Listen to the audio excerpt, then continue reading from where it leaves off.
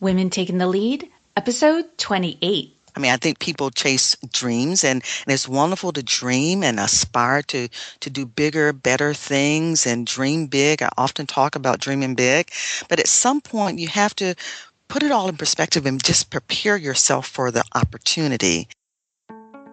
Hello, my name is Jody Flynn and welcome to Women Taking the Lead, where we are all about creating blasts of inspiration to help you overcome self-doubt so you can lead with confidence, integrity, and a sense of humor. This episode is sponsored by Luma Coaching.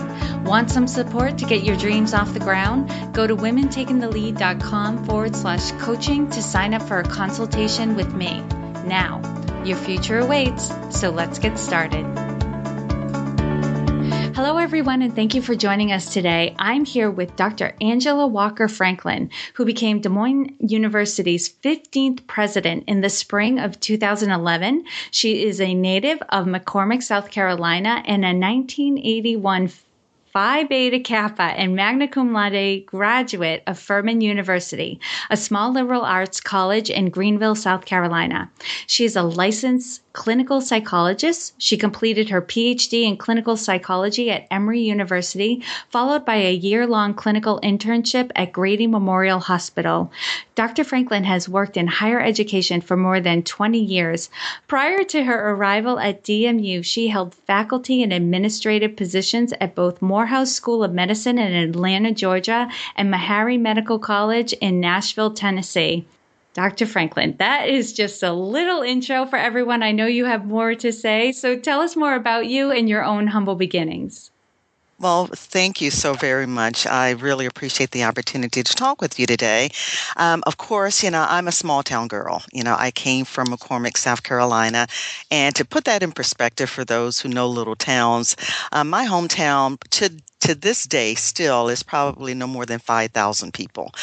So we're talking a small community in South Carolina. My parents still live there, but growing up in that little town sort of helps define who I am and the story that I will share today. Someone coming from a small rural community, sort of dreaming a big dream to be something different, to be something more than anyone expected. So that's a part of my story and my journey. I love that. And you've clearly had success in your life. I'm looking at all the schools and the locations you are in and the position you hold now. You've definitely gained confidence over the years. But take us back to a time when you were playing small and you may not have been aware of it at the time. Share with us the stories and the lessons you've learned. Okay, well, I'll start with, two aspects in terms of pivot points for me and my upbringing. I think the first point that I realized in terms of playing small, I guess is a good way to describe this. In the South, in the 60s, when I was a little girl growing up there, schools had not integrated. And my parents were big proponents of education. And whereas our schools in that little town had not integrated, my parents chose to send my sister and I over to the white elementary school regardless. So I found myself as a fourth grader being the only person of color in that class and feeling very much intimidated initially by that, but then gaining a considerable amount of strength and confidence throughout that time there. And I talk about that in the context of writing my story because the irony is now I've often been the first person to integrate that school, one of very few individuals of color in my elementary school. I'm going on to Furman University and being one of very few students of color there. I've often found myself being one of very few and somehow often feeling, because of the scripts that go along with that, some of the negative self-thought that you might not be received and appreciated as some of the other students. So I was always working against that and trying to prove that I belonged and trying to prove that I was just as good as. So those are some of the early teachings and experiences that I believe have sort of defined my approach as I've moved forward in my career.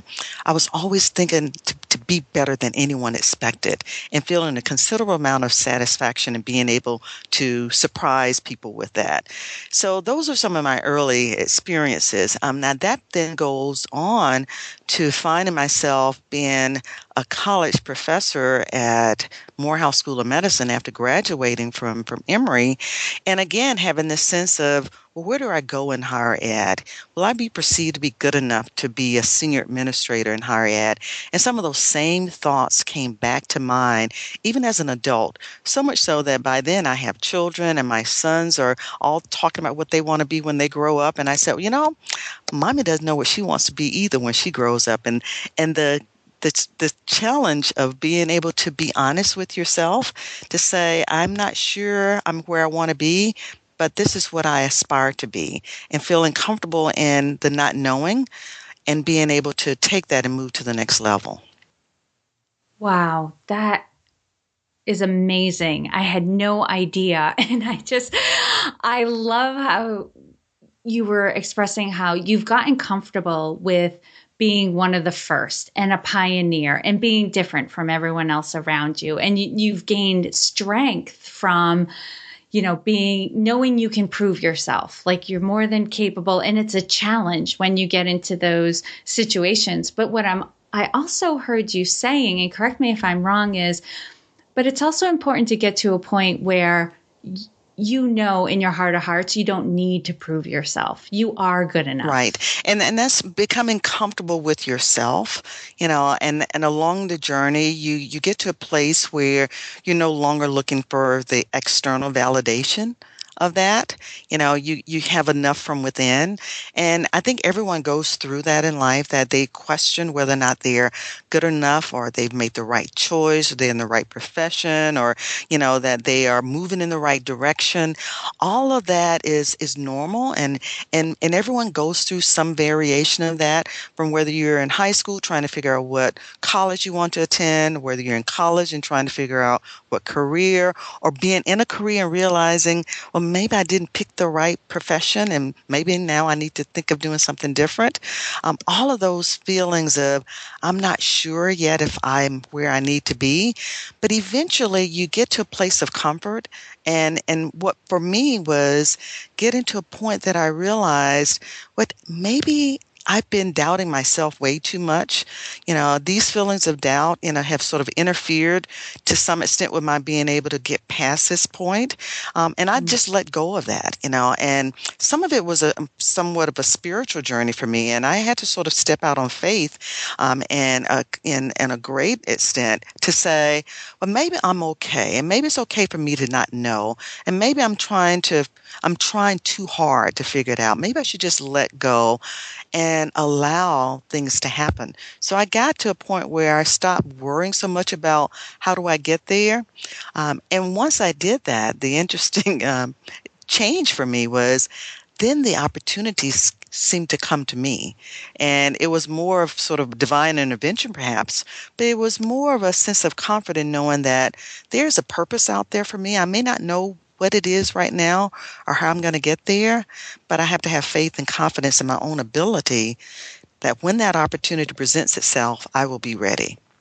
I love that. So when you were in a mode of chasing after stuff, the chase was there. And when you were done chasing, it came to you. Yes. Exactly. And you can see so many parallels in that in a lot of aspects of your life. I mean, I think people chase dreams, and it's wonderful to dream and aspire to do bigger, better things and dream big. I often talk about dreaming big, but at some point you have to put it all in perspective and just prepare yourself for the opportunity, and not get so frustrated by the fact that it's not happened yet. Because everyone has their place and everyone has a purpose. And I spent more time going within, thinking more about myself and how can I get there? How can I become comfortable in my own skin? Feeling good about who I am and where I'm trying to go, and just trying to be a good person. And then the rest came after that. It reminds me of a book I've read recently by, it wasn't written recently. I think it was written in the 1930s by Wallace D. Wattles, and it's called The Science of Getting Rich. And it sounds like a getting rich book, but it's really not. It's actually a very spiritual book where he talks about wherever you are now, do your best. Right. Know where you want to go, but wherever you are now, do your best, because by doing your best right now, you are moving yourself towards what you want. Allow it to happen, and don't worry about not being where you want to be. Right. Another phrase that's very consistent with that, I'm sure a lot of people have heard the phrase grow where you're planted. And I love thinking about it in that context, grow where you're planted, then bloom. So, Yes. you may not be where you want to be, but make the best of that experience wherever you are, because once you bloom where you are, someone notices. And someone will notice that, well, gosh, there's one beautiful flower there to pluck, and it's hard sometimes when you're going through life to feel comfortable with that, and the waiting sometimes, and just being patient with yourself and with your life circumstances. But you never get any further by forcing, yourself into a situation. It's better just to kind of let things wait, and be comfortable and patient with where you are. I love that.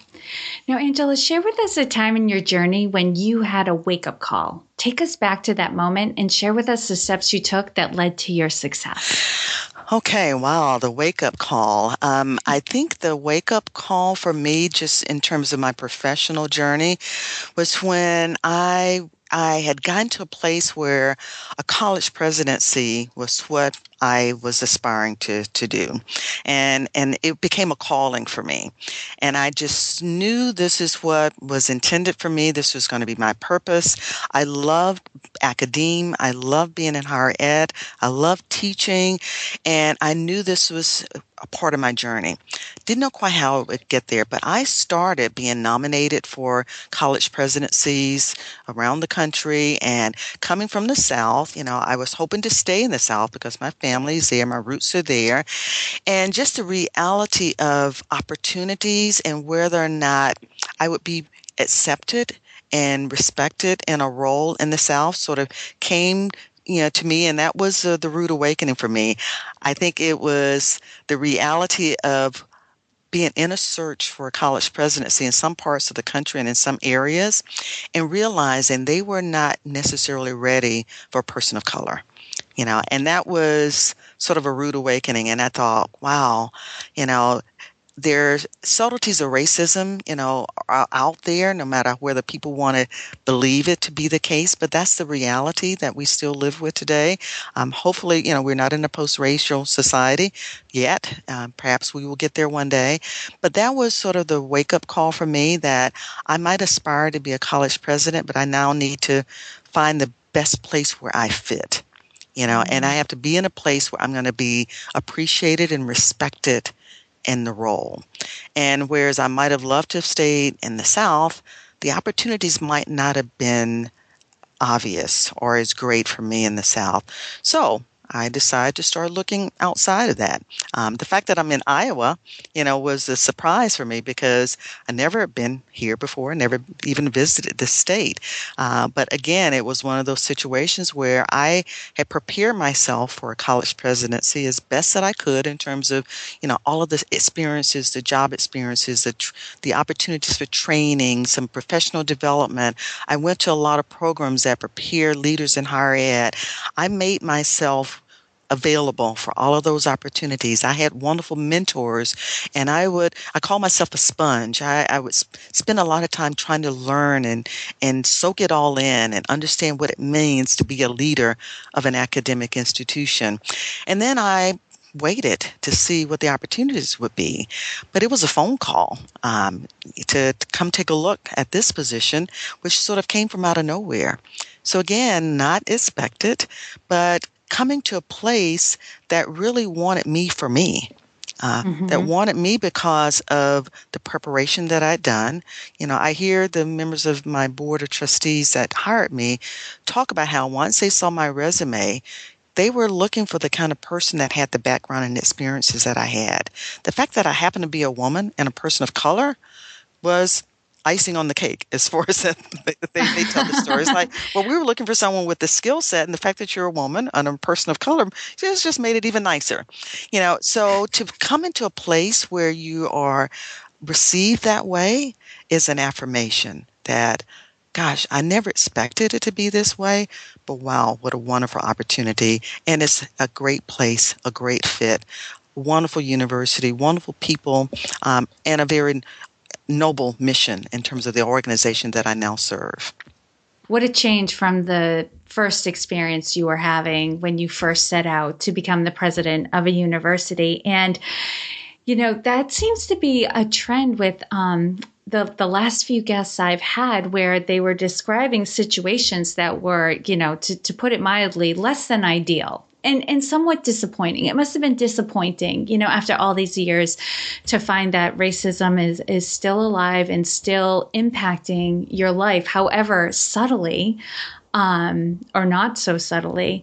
But what I found is the women who've been coming on and I've been interviewing, their focus is not on the situation and feeling awful about it. It's like, okay, then I'm going to refocus. Exactly. This situation is not ideal for me. I'm going to find a situation that's ideal for me. And you landed in a place that not only was accepting of who you are, the entire package of who you are, but they love and appreciate it. Right. Yeah. So mutual respect is a big part of what is so important for me.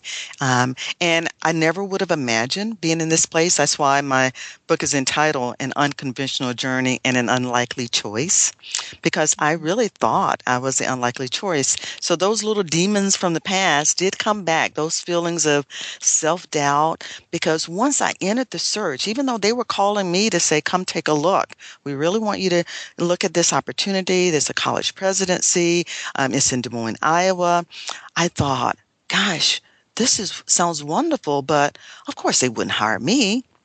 So those feelings of self-doubt came back. I could imagine all the reasons why they would not hire me. Now, it's wonderful for me now to have been here for 4 years now and hear the other side of the story from those who are hiring to say, no, they were thinking you were the right person, but I didn't know that at the time. So it was an affirmation for me to realize, well, gosh, you just did it again. As well as you've been preparing yourself for a college presidency, you've done all of these things, and now you have a group of individuals on a search committee and a university that would welcome you, all of you, who you are. And here I am still saying, oh, they probably want a male. Oh, they probably want, a white male. Oh, they would probably want someone not me. And the reality was they were looking for someone like me. So I had to, once again, deal with those feelings of self-doubt, put them aside to be able to move forward. And it didn't take me as long, because I think as you go through life, you realize quickly, okay, now I'm going there again, but I need to pull back. And that negative self-talk had to be dealt with.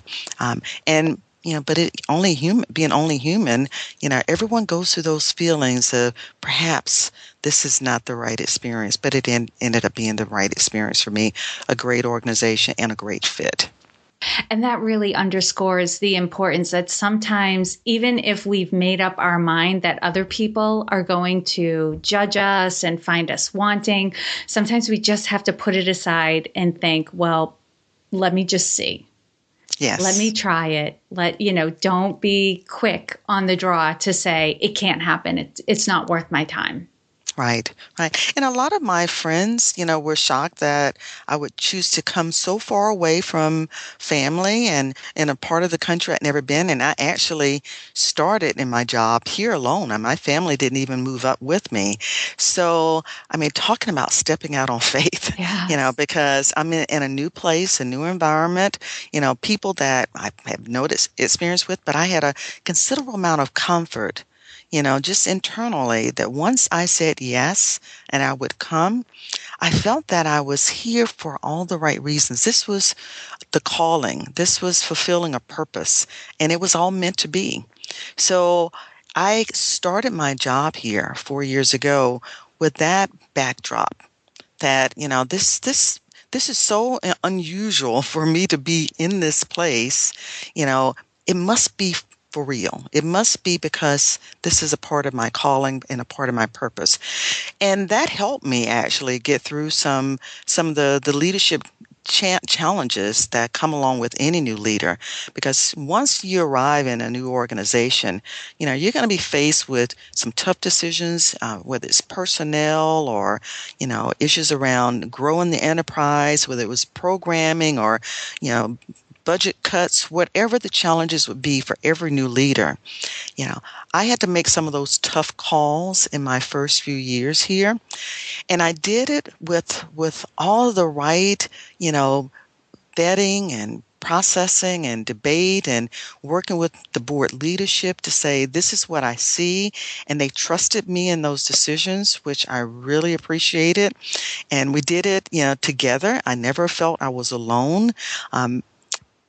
But it was tough, to sometimes make change, because change is difficult in and of itself. But when you do it from a place of comfort, that you're doing it for the right reasons and you're here for the right purpose, yeah, it allows you to get past it. So I'm just happy to be beyond that point now, that we're in a totally different place as an institution, that I have a wonderful team of individuals, wonderful faculty, wonderful students, and we're all moving forward together in this institution. And we are a health sciences university, which is all that I've ever done. My entire career, I've only been in health sciences universities. That it's all about fulfilling the mission and the purpose of this organization now. And for that, I have a considerable amount of pride, and I'm honored, to be here to serve this great university. That's incredible. So what I would want to underscore for, the person who's listening to this is tie what you're doing right now to a purpose, to a higher purpose, whatever that is for you, because that will help you get through the hard times. Because there are going to be challenges no matter what situation you're involved in right now. But if you can connect it to a higher purpose, that will see you through. And Angela, what I want everyone to get is there's no one way to lead. We're all different. We're all going to lead differently. So how would you describe your leadership style? I think the philosophy of leadership that comes closest to what I do is servant leadership. The phrase servant leadership was coined several years ago in a book entitled Servant Leadership, that focuses on being of service, to serve and not be served. And I think it fits in nicely with my style and personality, because I've always been a very engaged, collaborative leader. Regardless of the role that I've been in, and even now as president, I'm probably more active and engaged as a president in terms of day-to-day operations than other presidents have been. In some universities, the presidents are more external and they do all the fundraising and they're out and they're the public face of the university. And there's normally someone else who's more operations, day-to-day operations. I've always been in relatively small institutions, and my job before coming here, I was more the chief operating officer and an executive vice president. So I've always by nature been more hands-on, roll your sleeves up type person. No matter what the roles I've been in or the titles I've had, I've always been more active and engaged. And that gets me closer to the people, closer to working more collaboratively with everyone. So I see my approach to be more of a leader of a team, which is why I changed the name of the president's cabinet, which a lot of presidents would have, which are normally the direct reports, to the executive leadership team. So I now have an executive leadership team as opposed to a cabinet, because I really genuinely believe it's all about a team effort. I'm the leader of the team, but we all have a role to play. And working collaboratively and being of service to this institution is not about me. It's about this organization. Mm-hmm. So I think that probably comes closest. And I firmly believe and I thank my parents for teaching me about the golden rule. And I have that as the backdrop for everything that I do, treating others the way I would want to be treated. So I think first of of the person as opposed to thinking of me. And those are some of the lessons learned in leadership that I share in my book, in terms of having the right attitude about leadership. Because a lot of times people aspire to leadership because they believe you sort of get to a high place and you sort of sit on a throne, and you then have others serve you and it's all about you. I completely go against that whole approach and philosophy. You have to be in it for the right reason, and it's not about self. It's not about me. Yeah, it's about what I can do to serve this organization, to allow it to advance and move this organization forward, to be able to fulfill the mission of this university, which is creating opportunities for future generations of healthcare providers who will be of care and of service to those who need it most in a very compassionate and competent manner. And Angela, what is one thing that you're working on right now that you're really excited about? Well, I have started writing blogs, and sort of sharing sort of a theory and approach to leadership.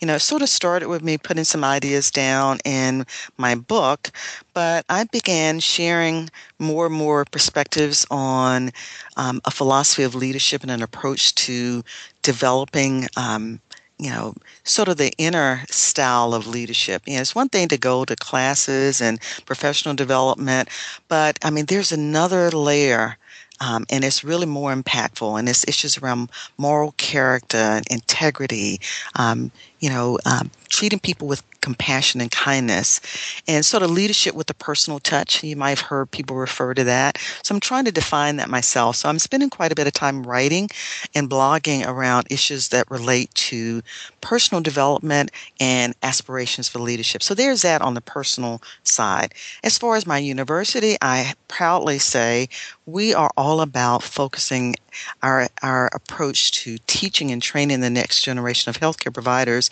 with excellence and quality of the educational experience in teaching and learning. So on campus, I'm really excited about the opportunity that we're creating for students and future healthcare providers to learn in a way that's all about excellence in teaching and learning, and all that we do to prepare them to be providers that focus on prevention and wellness.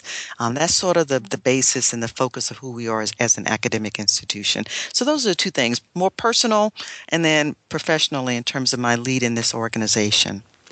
That's really exciting when I hear, you talking about prevention and wellness, because I think that's the focus. Like, that's where we're going, but that's Exactly. not always where the focus is right now. Right, exactly.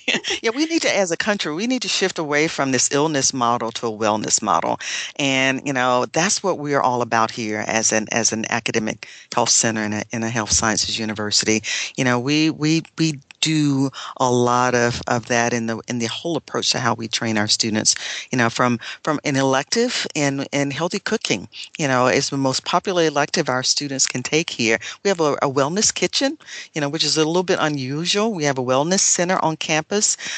We have opportunities for our students, to learn about living healthy lifestyles. We really promote that. We even have a wellness pays program for our employees, so that if you do all these things right throughout the year, you actually get a check at the end of the year for living a healthy lifestyle, because we want to have a healthy, well workforce as well, not just our students who will be graduating, going on to be of service, but we want to have a healthy work environment as well. So we really believe that. And as a relatively small institution, I think we are out in front on that in a number of respects, having won twice now a Platinum Well Workplace Award from the Wellness Council of America, which is unusual for an academic institution to aspire for that and to receive it twice.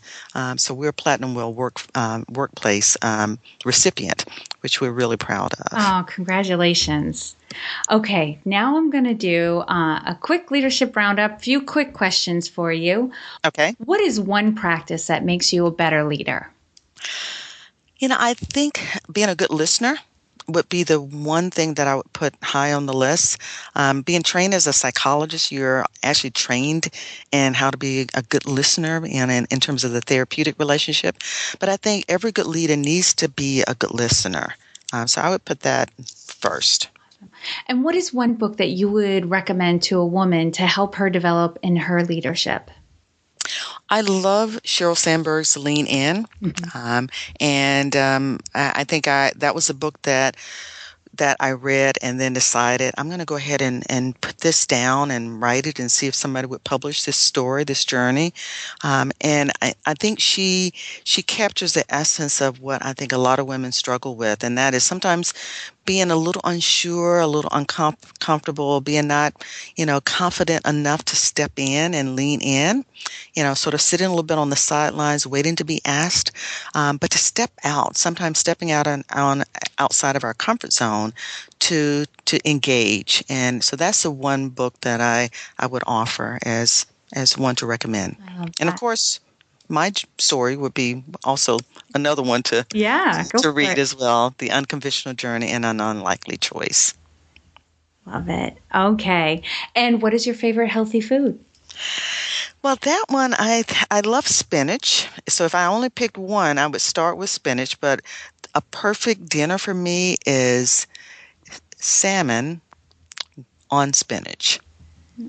Spinach, yum. I love both. Boiled Spinach salmon on a bed of spinach. That's a favorite meal. and spinach has been a popular choice thus far, which is really funny because I remember growing up watching Popeye and thinking, that's crazy. I would never eat spinach. Well, the canned version is not quite as good as the fresh. Not So as awesome. All right. And Angela, knowing what you know now, if given a chance to go back and do anything differently, what would you change? I think I would have stepped out on faith sooner. I struggled. If I look back maybe 10 years when I was, telling my kids, I don't know what I want to be when I grow up, I was afraid to step out and say, I'm okay with where I am and there's a purpose and a place for me. I spent too much time, I think, ruminating over what I need to do and how can I get there, as opposed to taking a step back and just preparing myself and being comfortable with where I was at the time. I wasted a lot of time, I think, agonizing over what the next step would be, as opposed to stepping out on faith. So that would be the thing that I would do. Maybe I would have gotten here sooner, but then the way I look at life, it was meant to be that this was the timing, this was the place, and it all worked out. Mhm. And now share with us a success quote or a mantra and why it has meaning for you. I would say avoid negative self-talk. It's something that we all do. It's so easy sometimes to, yeah, you can catch yourself, whether it's looking in the mirror and saying, oh gosh, I don't like the way I look today. Oh, this dress is not fitting me right. We do a lot of negative self-talk. And it doesn't mean you stop because it's just sort of innate. People tend to do that, and I think it's better to have that little voice that talks to you, that conscious that says, oh, you shouldn't have done that, or maybe you should have done this differently. You want to have that conscious, that voice that speaks to you. That's good. It's when you allow it to control you, when it's all about denying self and trying to keep yourself back and hold yourself back. So I would say do the best job of recognizing when those negative thoughts become controlling or debilitating, Mm, I love, because it can hold you back. yeah, when it makes you feel bad or less than, Right. definitely is the negative self-talk. Awesome. And lastly, what is the best way for our listeners to connect with you? Well, I have a website, unconventionaljourney.com, this is where I am really promoting the book, but even more so now beginning to put out blogs. And I normally do a blog weekly. And it's kind of interesting that I don't know what I'm going to talk about until I get to that day. And I normally do this on a Sunday, that my thought for the day, I sort of wake up with these ideas, the things that I want to share. So you can find my blogs on that website, unconventionaljourney.com. And I'm also on Facebook at Angela L. Walker Franklin, where I also share a lot of things that are happening on my campus, a lot of the things that I'm involved in. So those are the two places, or you can follow me on Twitter at Arthur Angela, PhD. Awesome. And you can find all the links and resources shared in this episode at womentakingthelead.com, or you can use the short link, which is womentl.com, and you'll find Angela in the podcast tab. And Dr. Franklin, thank you so much for taking the time to inspire and enlighten us. We are all better for having met you. Oh, thank you so very much. I appreciate being a part of your show. Thank you for joining me on Women Taking the Lead. Were you inspired to take some action today, but maybe don't know where to start? Or maybe you have so many great ideas you can't decide where to focus your attention. Don't let stress or overwhelm stop you from having the career, the business, or the life you want to live. Head over to womentakingthelead.com/coaching or use the short link womentl.com/coaching to sign up for a consultation with me.